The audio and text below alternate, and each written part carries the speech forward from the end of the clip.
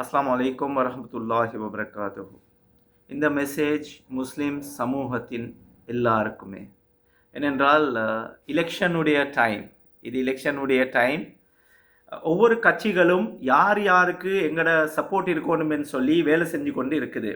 இப்போ நான் பார்த்தேன் நியூஸில் ரவுஃப் ஹக்கீம் முஸ்லிம் காங்கிரஸ் தலைவர் சொல்கிறாரு, நாங்கள் கண்டிஷன்ஸ் கொடுத்துருக்கிறோம் எங்கட ஆட்களுக்கு, எங்கட சமூகத்துக்கு.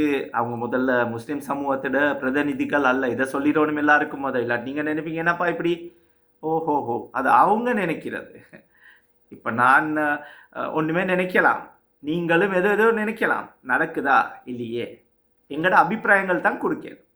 அது சரியா பிழையா மக்கள் தான் தீர்மானிக்கணும். இப்போ அவதானிச்சுட்டு இது கேளுங்க. என்னென்றால் அவர் சொன்ன மாதிரிக்கு என்னென்றால் எங்கட சமூகத்தாள்களுடைய பிரச்சனைகள் டிஸ்ட்ரிக்ட்வல பிராந்தவல பலாத்வல பிராந்தவல, அதாச்சும் மாகாணத்தில் இருக்கிற பிரச்சனை, டிஸ்ட்ரிக்ட் மட்டத்தில் இருக்கிற பிரச்சனை எல்லாம் எல்லாருக்கும் போது வாங்கலே. கொழும்பு டிஸ்ட்ரிக்டில் உங்களோட யார் இருக்கிறது, எங்களோட கொழும்பு உள்ள முஸ்லீம்களை பேசுகிறதுக்கு, கம்பா உள்ள முஸ்லீம்களுக்கு பேசுகிறதுக்கு, கண்டி உள்ள பேசுகிறதுக்கு உங்களேன்னு சொல்லி தேர்ந்தெடுத்த மந்திரிகள் தனியாக நான் சொல்கிறேன்.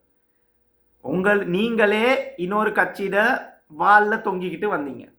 அதுதானே உண்மை. கோய்க்கு வேணாம் ஆஜி, கோய்க்கு வேணும், உலமா இல்லையே ஹசரத் சொல்ல, சாரி, நான் என் அபிப்பிராயங்கள் சொல்கிறேன். மக்கள் தேர்ந்தெடுத்தா சரி. என்ன சொல்லியிருக்கிறீங்க, நாங்கள் கோரிக்கை விட்டு இருக்கிறோம்.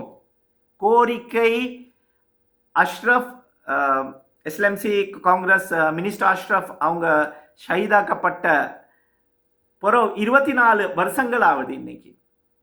அப்பயும் நீங்க எத்தனை அரசாங்கத்துடைய எத்தனை தலைவர்களும் விதாயக்கையோட, அதாச்சும் நிறைவேற்ற அதிகாரமுள்ள ஜனாதிபதி அவர்களுக்கு கோரிக்கை வச்சிருக்கிறீங்க. ஒரு கோரிக்கையாவது சரியா வந்திருக்கா? எல்லாருக்கும் போது எனக்கு அது சொல்லுங்க. ஏனென்றால் கோரிக்கை இப்ப வைப்பீங்க, எங்களுக்கு பதவிக ஆசை இல்லைன்னு சொல்லி மீடியால நீங்க சொல்றீங்க. சொல்லேலுமா, நாங்க வந்தா ஒரு சேர்மன் போஸ்ட்டும் எடுக்க மாட்டோம், ஒரு டிரெக்டர் போஸ்ட்டும் எடுக்க மாட்டோம், ஒரு பிரதி அமைச்சர் போஸ்ட் எடுக்க மாட்டோம். அவர் மட்டுமே முஸ்லீம்களோட பிரச்சனைகள் முடிக்கிறதுக்கு நான் மட்டும் அமைச்சர் ஆகிறேன்னு சொல்லி ரவுஃப் ஹக்கீம் அவருக்கோ ரிஷாட் பதூர்தீன் அவருக்கோ சொல்லேலுமா? இது தனியாக எஸ்எல்எம்சிக்கு மட்டும் இல்லை, ஏசிஎம்சிக்கும் சேர்ந்து தான். ஸோ இன்னும் அவங்க 2-3 நாளில் அவங்க கோரிக்கை வைப்பாங்க. இந்த கோரிக்கை மக்கள் சொல்லித்தான் நாங்கள் இந்த தீர்மானம் எடுப்போம் என்று, அதுதான் நார்மல் ப்ரொசீஜர்.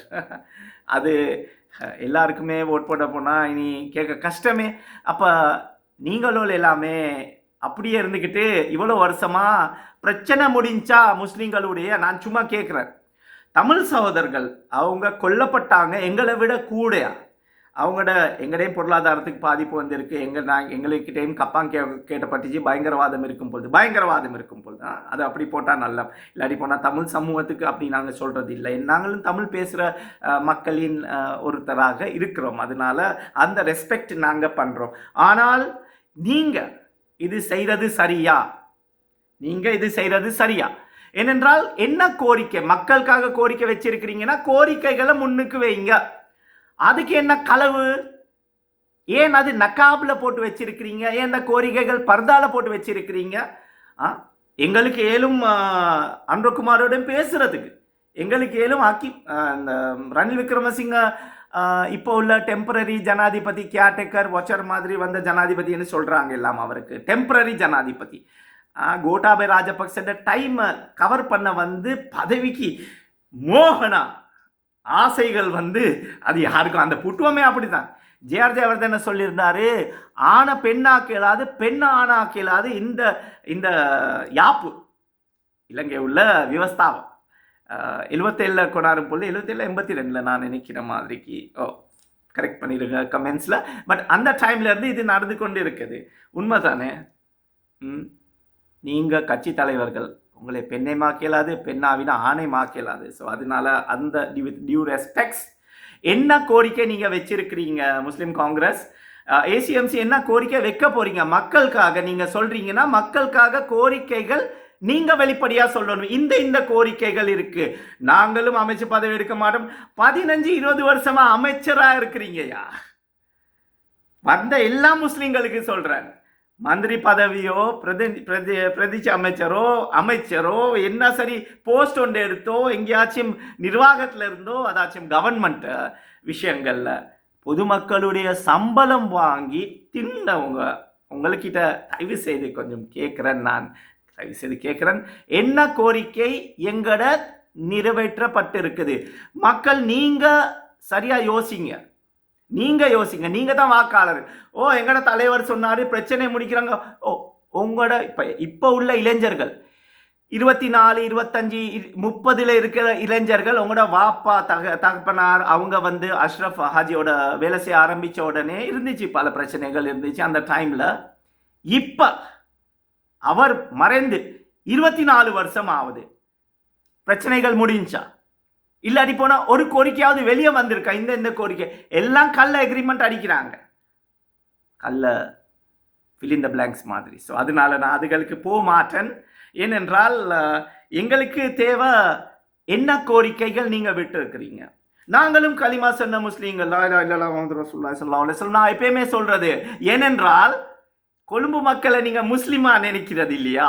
இல்லாட்டி அவன் காங்கிரஸ் உடைய மெம்பரா இருந்தா தான், ஆல்சிலான் மக்கள் காங்கிரஸ் உடைய மெம்பரா இருந்தா தான் அவங்க முஸ்லிம் என்று நினைக்கிறீங்களா? அல்லாஹ் இல்லாடி போனா இந்த உலமா சபைக்கு வால் பிடிக்கிறவனா இருக்கணும். இந்த ஹசரத் சாரத்துல தொங்கிட்டு, சாரத்துல பிடிச்சிட்டு, ஜுப்பாவை பிடிச்சிட்டு என்ன சொல்லுவீங்க, நாங்க வந்து பையத்தை எடுக்கணும்னு சொல்லி நினைக்கிறீங்களா? அப்படி இந்த உலமா சபையோட அப்பதான் நீங்க முஸ்லிமோ, உங்களே நாங்க எடுத்துக்கொள்வோமோ, உங்களே நாங்க சேர்த்து எங்கட சமூகத்தின் பிரச்சனைய முடிக்கிறதுக்கு நீங்களும் எங்களுக்கு உங்களோட அபிப்பிராயங்கள் கொடுங்கன்னு சொல்லி எப்பயாச்சும் கேட்டு இருக்கிறீங்களா? ஏன்னா உங்களுக்கு அது அவசியமே இல்லை. இது மக்களுக்கு நான் சொல்றேன். ஏனென்றால் எப்பயாச்சும் நீங்கள் ஒரு பருப்பு தின்னு கொண்டே இருக்கிறீங்க. நாளைக்கு இப்போ உள்ள 30 வருஷம் பிள்ளைகள் இருக்கிற அந்த டைம்ல அஷ்ரப் அவர்கள் இருந்த பிறந்த ஆட்கள், அவங்களோட புள்ள இருக்கும் இப்ப 2 வயசு 3 வயசு 5 வயசு 6-7 வயசு, அவங்களும் இதே மாதிரி தான் இருப்பாங்க. ஏன்? நம்ரூத், ஃபிரௌன், காரூன் எல்லாம் நீண்ட காலம் வாழ்ந்தாங்க. அல்லாஹ் அல்லாஹ். ஸோ அதனால நான் கம்பேர் பண்ண வாரம், நான் எக்ஸாம்பிளுக்கு சொல்றேன். அப்போ உங்களோட பிள்ளைகள், இப்ப இருக்கிற இளைஞர்கள், உங்களோட பிள்ளைகளும் இதே எங்கட கட்சி வந்தா, எங்கட முஸ்லீம்களோட கட்சி வந்தா முஸ்லீம்களோட பிரச்சனை முடியும். பாய், கோரிக்கைகள் வெளியே விட சொல்லுங்க. ஒரிஜினல் கோரிக்கை எப்படி அக்ரிமெண்ட் பண்றாங்க, அதுதான் என்னுடைய கோரிக்கை, என்னுடைய வேண்டுகோள். நீங்க வைக்கிற கோரிக்கைகள் என்ன, கண்டிஷன்ஸ் என்ன? நான் யாரையாவது பேசினேன்னா நான் ஓப்பனா பேசுவேன். எனக்கு இந்த விஷயம்னால தான் நான் வந்து இப்படி பண்ணாதான், நான் வந்து இந்த காசுக்காக போற ஆள் இல்லை. ஆனா சேவை செய்யறதுக்கு ஒரு அதிகாரம் தேவை.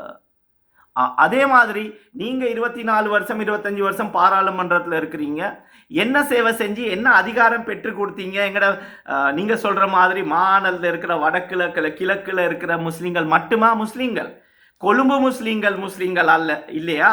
இல்லாட்டி மாத்திர, காலி, ஹம்பாந்தோட்ட, அக்குரன, அதுக்கு அங்கே அக்குரனையில கேட்டா கதைகள் வருது. ரொம்ப வேணா ஹாஜி.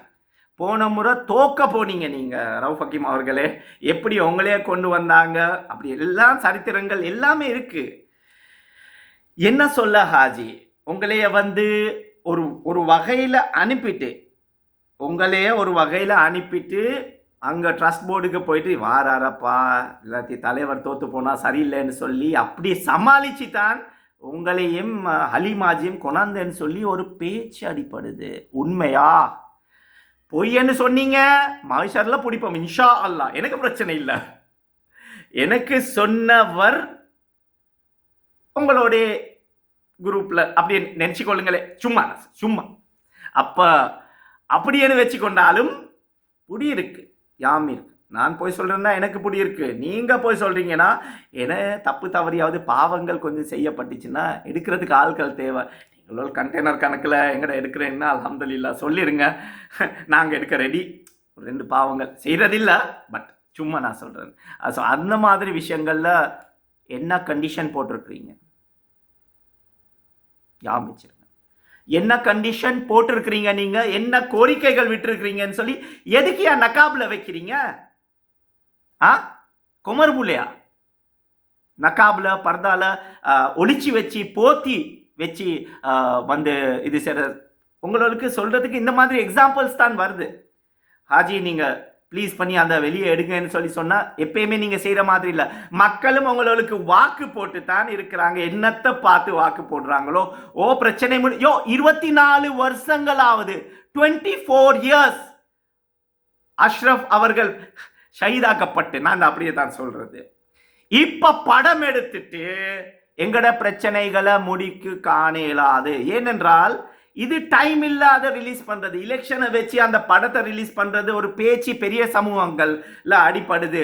முன் சந்த கண்ட தமாய் மே ஃபில்ம் එකක් දාලා තිනවා මේම අපරාධ වුණා. அபராதங்கள் நடந்திருக்கு. எல்லாருக்கும் படம் எடுக்க போனோம்னா நல்ல விஷயம், அது காட்டிருக்கிறது நல்ல விஷயம், அது வேற விஷயம். நான் அதை பத்தி நான் பேச விருப்பம் இல்லை, ஏனென்றால் அது வேற சப்ஜெக்ட், அது இட்ஸ் ஓகே. ஆனா இது இல்ல டைம் வெளியே எடுக்கிறது. இது அரசியல் நோக்கங்கள். இவங்க எங்களுக்கு கஷ்டம் கொடுத்தாங்க, அவங்க கஷ்டம் கொடுத்தாங்க. எஸ், அது அந்த டைம்ல இருந்துட்டு பேசிட்டு வெளியே வந்தவங்க 2021 இந்த பிரச்சனைகள் எல்லாம் அதுக்கு பிறகு தான் கூட ஆரம்பிச்சிச்சு. ஸோ அதனால ஏதோ எல்லாம் காப்பாற்றினான் எங்களைய. ஏனென்றால் அவங்களோட இருந்த அமைச்சு பதவியில் மஹிந்த ராஜபக்சோட இருந்த அமைச்சர்கள் ரவுஃப் ஹக்கீம் அவர்கள், ரிஷாட் பதுர்தீன் அவர்கள், பாசில் ராஜபக்சோட செல்ல புள்ளை என்று பேர் எடுத்த ரிஷாட் பதுர்தீன், அவங்க எல்லாம் பற்றி யாருமே ஒன்றும் கதைக்கிறது இல்லை. அதுதான் எங்களோட சமூகத்துக்கு சரி போகாத காரணமே அதுதான். ஏன் யாரை எப்படி பேசிட்டு என்ன லெவலில் எப்படி இருக்கிறாங்க, அவங்களோட என்ன சொல்ல வராங்கன்னு சொல்லி இல்லை. கொழும்புல 2 லட்சம் கிட்டத்தட்ட முஸ்லீம் வாக்குகள் மட்டும் இருக்கு. உங்களோட ஒரு ஆள் இல்லையே வெக்கமா இல்லையான்னு சொல்லி இன்னைக்கு ஒரு இவெண்ட்டுக்கு போயிருந்தேன். அப்போ கேட்டாங்க, சார் வெக்கம் இல்லையா சார் இவங்களுக்கு, இவ்வளோ பெரிய சமுதாயத்தை பிரதிநிதின்னு சொல்கிறாங்க, ஆனால் கொழும்புல. நான் சொன்னேன், நீங்கள் சொல்கிறது சரி சார் என்ன எனக்கு சொன்னாங்க, நீங்கள் எப்பயுமே சொல்கிறது இதுதான். நாங்கள் கொழும்பு முஸ்லீம் மக்கள் உங்களுக்கு முஸ்லீமாக விளங்குறது இல்லையா? கஷ்டத்தில் வந்தால் கொழும்பு உள்ள ஆட்களும் மற்ற ஏரியாக்களில் பெரிய பெரிய ஆட்கள் தான் எல்லாம் உதவுறாங்க. அல்லாஹ் கிருபை பண்ணட்டும், எல்லாருக்கும் அல்லாஹ் காப்பாற்றணும். கஷ்டங்கள் யாருக்கும் வரக்கூடாது, ரொம்ப கஷ்டம் அது. ஆனால் நீங்கள் என்ன கோரிக்கை வச்சிருக்கிறீங்க ரிஷாட் பதுர்தீன் அவர்களே, நீங்கள் எடுக்க போகிறீங்க. இல்லாடி போனால் நீங்கள் அந்த வளத்தை யாரோ ஏசிஎம்சி மக்கள் காங்கிரஸ்ன்னு சொல்லி முஷரஃப் சொன்னார், உங்களுடைய ஒரு ஆள் வளத்தை எடுத்தார், இன்னொரு ஆள் தங்க மகன் ஏதோ அங்கத்தில் எல்லாம் புகழ்றீங்க நீங்கள், மாஷா அல்லாஹ், அல்ஹம்துலில்லாஹ், அல்லாஹ் பர்க்கத்தாக்கி வைக்கட்டும். ஆனால் சமுதாயத்துக்கு என்ன கோரிக்கை வைக்க போறீங்க? சமுதாயத்துக்காக கோரிக்கை என்ன வைக்க போறீங்க? நாங்கள் பதவிகள் எடுக்க மாட்டோமா, இல்லாடி போனால் இந்த போஸ்ட் தேவையில்ல, டிரெக்டர் போஸ்ட் தேவையில்ல, இது தேவையில்ல, இது எங்களோட கோரிக்கை. ஏழுமா உங்களுக்கு செய்கிறதுக்கு பதவி இல்லாமல் வாழ இயலாது, ஆக்சிஜன் அது. இதுக்கு முதல் சொல்லியிருக்கேன். இன்ஷா அல்லாஹ் மீண்டும் சந்திக்கும் வரை இது பேச வர இருக்கல. சண்டே ஒரு நாள் நிம்மதியாக இருப்போம் என்று நினைச்சேன். ஆனால் நியூஸ் பார்த்த உடனே இந்த நிம்மதியெல்லாம் என்ன சொல்கிறது, அல்லாஹ் காப்பாற்றணும். நான் மக்களின் ஒருவன், இலங்கை மேமன் முஸ்லிம் ஷிராஸ் யூனுஸ். அஸ்ஸலாமு அலைக்கும் வரஹ்மத்துல்லாஹி வபரகாத்துஹு.